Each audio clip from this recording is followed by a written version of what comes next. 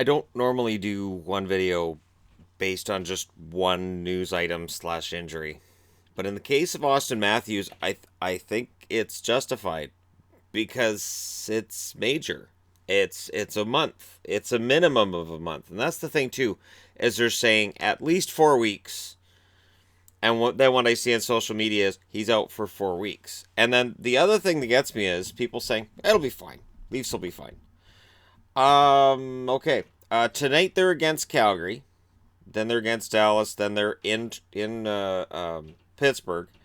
Then they've got two at home against Vegas and New Jersey before they go out on the road, and it's a decent road trip. Boston, LA, San Jose, and Anaheim. Then they're at home against Columbus. Then they're in Carolina, and then they're in Columbus on the 24th, which would be roughly 4 weeks. They're at home against Philly. It's not a matter of it being impossible. It's not. You don't look at that schedule and say, "Oh, they're dead." The California road trip could be tough, but Anaheim's been playing poorly. LA, while they looked good yesterday, it was the Rangers.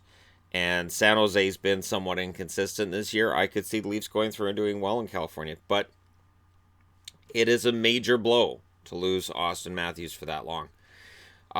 This is what I honestly think. This is why they were so all in on Tavares. I think it wasn't just a matter of saying, okay, well, if we get Tavares, then we're cup favorites. I think it was a matter of, on some level, Kyle Dubas saying, okay, Matthews has shown that he probably will get an injury every year because of the way he plays the game, and that's part of his game, but we need to make sure we have somebody else in the fold that can absorb that loss. And the only way to do that is to get a number two center that can play number one. And Tavares is that. He's a number one center in most organizations. Be a number one center in Vancouver if Vancouver had him, but he wouldn't have gone to Vancouver. And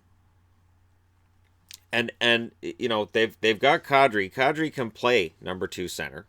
I've heard, oh, he's skating on the first line.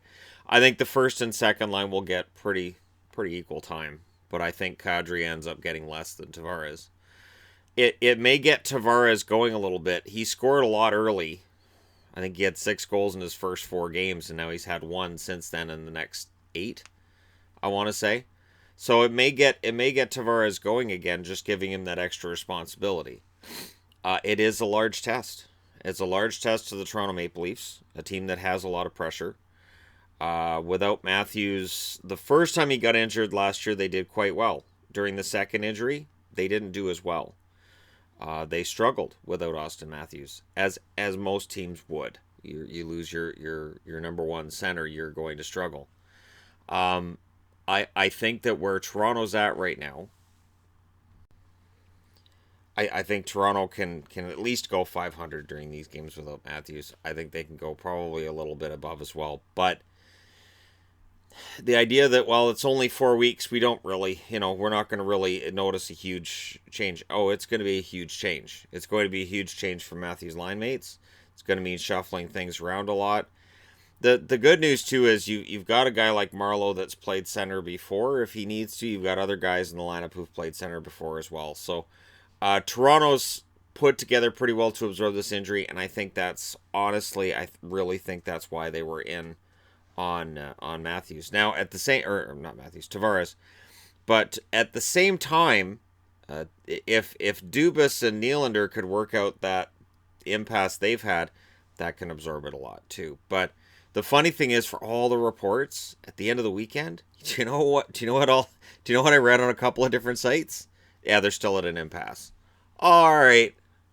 So I'm really glad that I'm not doing Nylander videos every day because they're still at an impasse. All right, thanks. Thanks for all those. What did he have for lunch? Did they see each other in a restaurant? Like he's Michael Caine at the end of Dark Knight Rises or something. Like it's so silly. But I would look honestly, especially if you peruse the Canadian hockey sites, which would be, of course, TSN, The Score, and Sportsnet and Hockey News. I'm trying to think. That's why I'm making the faces. Does that qualify as Canadian? Is it North American? You'll probably still find a lot of Leaf articles on there. You're probably going to hear a lot about Nylander while Matthews is out. And somebody somewhere will put an article up today with the injury to Matthews. Does this mean that the pressure's on to sign Nylander? My answer to that is no. No, not really. No, no. It's not, and it's not going to be.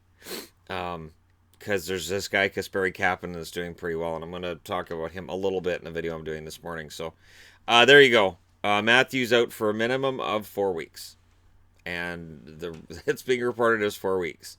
And again, and I love this with injuries where people go, all right, it's 4 weeks. It's saying at least 4. It's not saying only 4. I hope it's only 4 too. For sake of Leafs fans, I hope it's only 4, but it could be more than that. All right, let me know what you guys think in the comment section below. How much does this hurt or not hurt the Leafs?